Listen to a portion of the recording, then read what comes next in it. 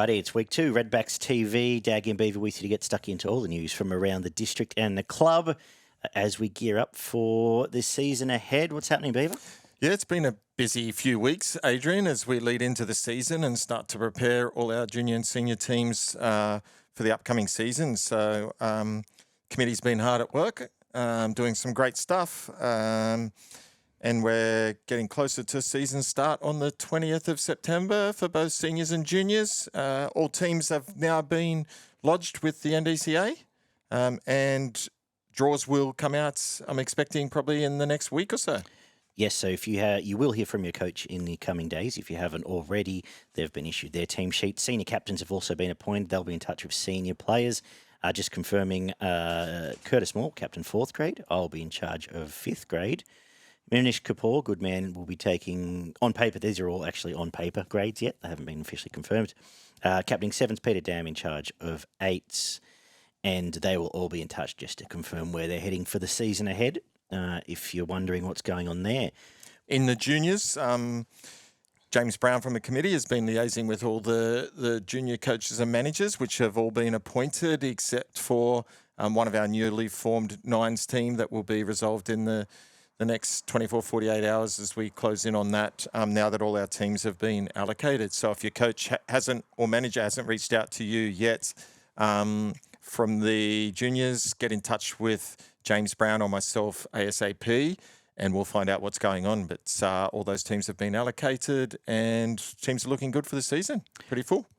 Nearly there, yeah. Just about done. So exciting times. We'll just remind everyone about our season launches. First of all, the junior launch takes place on the 14th, Sunday the 14th of September from 10 a.m. for a couple of hours. Yeah, so get to the junior session, bring the kids along. We'll have some nets going. We'll have a bit of fun fielding activities. We've got some great skills stuff to be going through with some of the grade players. Coaches can come along and ask them for tips and ideas on some little drills that they may be able to help from some of those guys, and just have a bit of fun and get together. We'll split the age groups up and work through the day that way, followed by a sausage sizzle.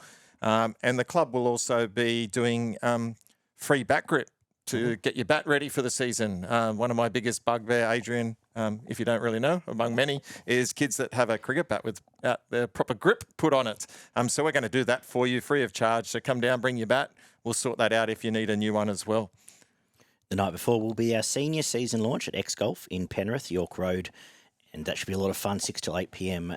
$10 gets you the buy-in there. That's just to secure a ticket so we know what we're catering for. But you get pizza, beers for the night, and 2 hours of sim golf, which should be a bit of fun. Come and meet the rest of your team or catch up with the boys you haven't seen over winter. Looking forward to having a fun evening there as well. Again, senior shirts will be distributed that night, all things being equal. Yeah, if we've got them in time. But if you're also a dad or a mum that wants to come along and just join in X Golf and have a bit of fun with some of the senior players and see what that's about, reach out and you're most welcome.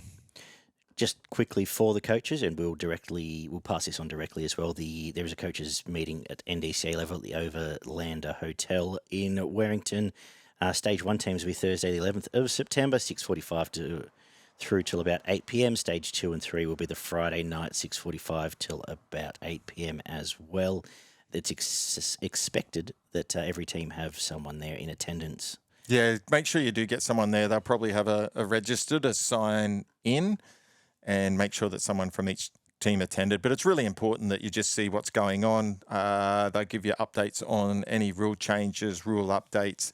So if you want to be prepared and avoid any disputes throughout the season, really key that you are aware of any of those changes. Just helpful for the season ahead. Speaking of the changes, we'll just run through quickly the NDCA rule changes for the year. Do you want to comment on any? I can give a little bit of comments. You were there at the night. Yes, I was. I was not. We will, just quickly, it got passed that all senior games will take place Saturday afternoon this year, so opening up Sundays for veterans cricket and the like. So that, that went through. The concept around that is get all the main matches done on the Saturday. So on Sunday, players are free to play rep cricket, seniors cricket, but also run some T20 and Super Smash and Rocket Ball cricket activities on the Sunday just to free up the grounds.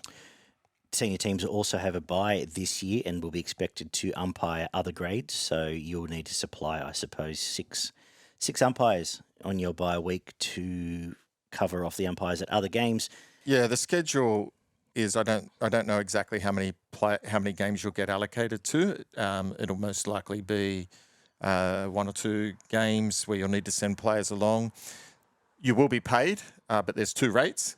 So one is if you go and get your Nepean District umpires ticket, where they'll be running a course, you get the full going rate, which is about maybe $150 a game, Like that, yeah. somewhere around that amount.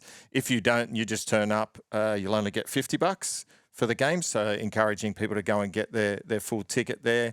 But you'll also need to turn up to make sure that you get bonus points. So bonus points will be awarded to teams that actually do turn up and facilitate the umpiring of that game. So there might be 6 points available on top of your normal points for the bye. So you could be conceding points to teams if you don't turn up and umpire.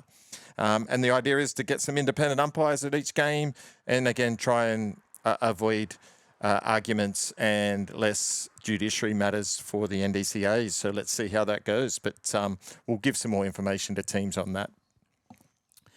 Also passed is that player IDs are now required. Do you have any insight on this? Yeah, the idea there is before the match or during the match, captains can request IDs, particularly more so for 2-day matches, to make sure that the players that are on the team sheet, their ID matches them, they're registered, and also on the second week, the players aligned to the players. Is it just official photo ID? It's just like your license, official photo ID. It's not compulsory that a captain has to check it, but the option is there should they feel as though they need to be sure that the player movements are correct and different players are not subbing in incorrectly. So an initiative that we'll see how it goes.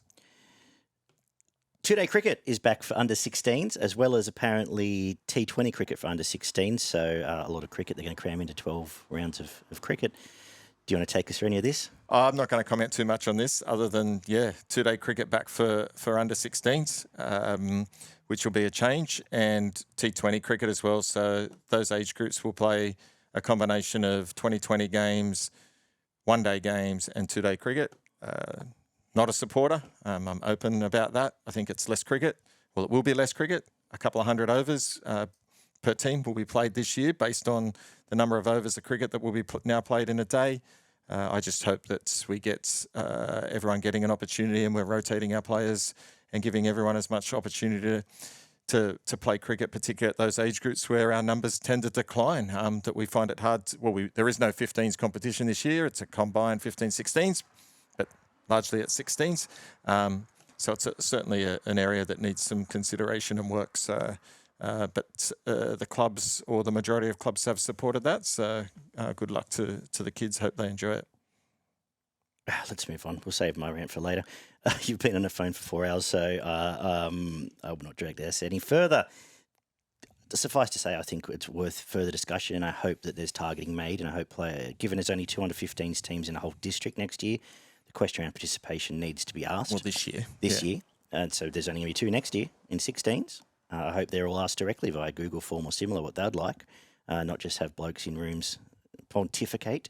But I think it's very clear that participation drops off at the age groups where participation is no longer mandated, and I think that needs to be addressed. But I think we can all work together and have some very healthy discussion, which we'll do through this show down the road, and reach out to some good people across the district, which there is plenty, and have some open discussion about this and hopefully drive some better results going forward. But I wish everyone the best there. Speaking of rotation, in the 14s, 15s and 16s, there will be mandated batting rotation. Yep. You had put forwarders for bowling rotations as well, which was defeated, and retiring at 50s and potentially coming back or whatever was also defeated. Do you want to just quickly tell us how the batting rotation should work? So the batting rotation will be that no batsman can bat in the top 4 more than 2 weeks in a row. So if you bat in the top 4 for 2 consecutive weeks, the next week you cannot bat in the top 4. So someone else will have to get an opportunity at that stage to bat in the top 4. And similarly, the bottom 4.